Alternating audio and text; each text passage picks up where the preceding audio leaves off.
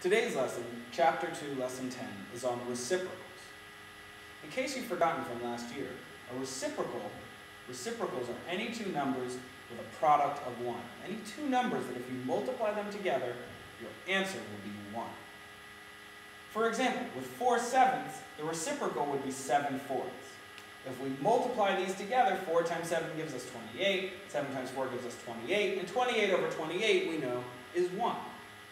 Now this is all sort of a complicated, fancy way to basically say what we're going to be doing is taking a fraction and flipping it upside down. The reciprocal is basically taking a fraction, making our numerator into our denominator, and making our denominator into our numerator. So for 4 sevenths, the reciprocal would be 7 fourths.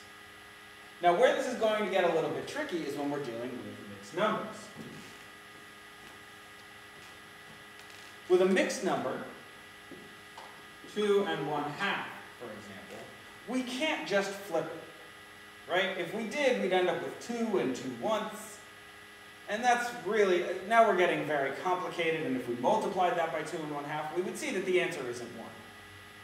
So what we have to do is turn 2 1/2 into an improper fraction first.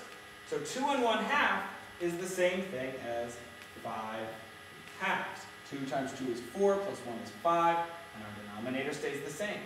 Well, now that we have a fraction, 5 halves, it's very easy to see what the reciprocal would be. The reciprocal would just be taking this fraction and flipping it. So the reciprocal of 5 halves would be 2